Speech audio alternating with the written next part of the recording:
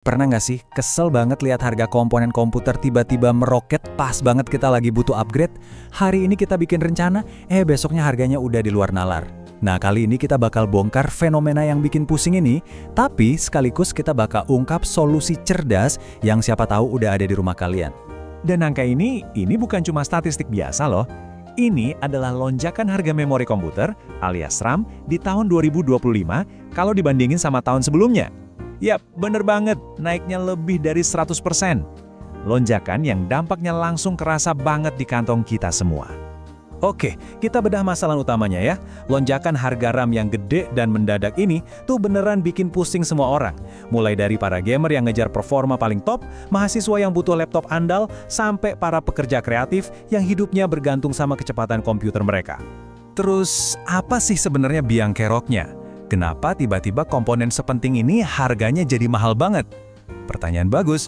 Yuk kita coba lihat gimana semua faktor ini bisa ketemu dan boom, jadi perfect storm di pasar teknologi global. Nah, yang paling gila dari sini tuh, semua ini kejadiannya barengan.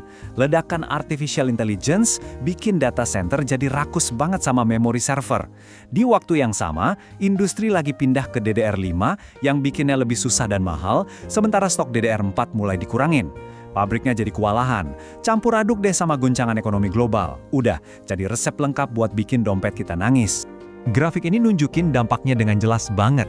Lihat aja deh lompatan dramatis dari tahun 2024 ke 2025. Ini bukan kenaikan biasa, ini perubahan besar yang bikin ngerakit PC baru atau sekedar upgrade kecil-kecilan jadi berasa kayak beli barang mewah. Tapi tenang, di tengah semua kabar jelek ini, ternyata ada loh solusi yang nggak kepikiran dan keren banget. Daripada kita pusing-pusing keluar duit banyak buat yang baru, gimana kalau kita justru malah lihat ke belakang? Ke perangkat yang mungkin udah lama nggak disentuh di pojok lemari? Nah, ini dia poin kuncinya. Di satu sisi, ada pilihan buat ngebangun PC baru dengan biaya selangit. Di sisi lain, ada kesempatan buat ngubah laptop atau PC lama kamu jadi home server pribadi yang super berguna dengan biaya nyaris nol. Ngapain keluar jutaan rupiah kalau solusi canggihnya mungkin udah ada di depan mata? Saya suka banget sama analogi ini, bener-bener ngubah cara kita mandang masalah kan?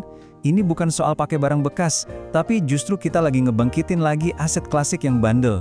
Kasih sedikit sentuhan modern, mesin lama ini bisa lari kencang lagi. Eits, jangan salah sangka dulu ya. Lama itu bukan berarti lemot atau lemah. Sumber kami negasin kalau laptop dengan spek umum beberapa tahun lalu, misalnya RAM 8GB, itu udah lebih dari cukup loh buat jalanin beberapa mesin virtual atau kontainer barengan.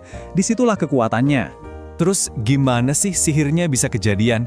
Gimana caranya hardware yang dianggap jadul bisa ngerjain tugas-tugas modern? Jawabannya ada di software. Perangkat lunak gratisan yang super canggih inilah kunci buat ngebuka semua potensi tersembunyi dari perangkat yang udah kamu punya.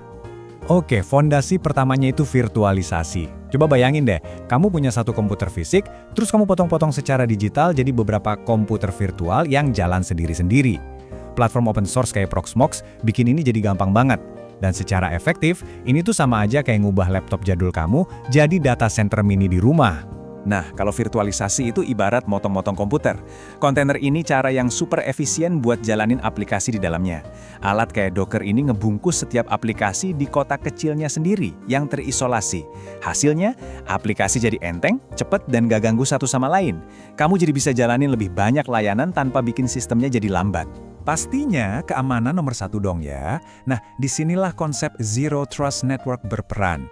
Prinsipnya gampang banget, jangan percaya siapapun atau apapun secara otomatis. Selalu verifikasi. Ini adalah standar keamanan level perusahaan yang sekarang bisa kamu pasang di rumah, gratis, buat ngakses server kamu dengan aman dari manapun di dunia. Dan yang keren, pilihannya tuh banyak. Ada beberapa alat gratis yang populer di sini. Zero Tier bikin semua perangkat kamu seolah-olah ada di satu jaringan lokal yang sama. Cloudflare Dare Tunnel cocok banget buat publish aplikasi web ke internet dengan aman. Terus ada TwinGate yang bisa ngasih kontrol akses super detail. Bagian terbaiknya, semuanya gampang banget buat di-setup. Oke, jadi setelah kita lihat masalah dan solusinya, apa sih pelajaran yang bisa kita ambil? Ini bukan cuma soal ngirit duit loh, tapi lebih ke cara kita ngelihat lagi siklus hidup teknologi itu sendiri. Jadi, ini rangkumannya. Kita mulai dari posisi jadi korban harga yang naik gila-gilaan, dan sekarang kita berakhir jadi kreator yang punya kuasa. Kita jadi sadar kalau hardware lama itu aset berharga, dan dengan software yang tepat, kita bisa bikin solusi canggih sendiri tanpa harus bikin kantong bolong. Oke, sebagai penutup saya mau ninggalin satu pertanyaan buat kalian pikirin. Di saat semua orang ngejar yang paling baru dan paling canggih, jangan-jangan inovasi besar berikutnya itu bukan datang dari beli barang baru, tapi dari manfaatin lagi apa yang udah kita punya. Mungkin aja reformasi teknologi pribadi kamu udah nungguin di dalam lemari.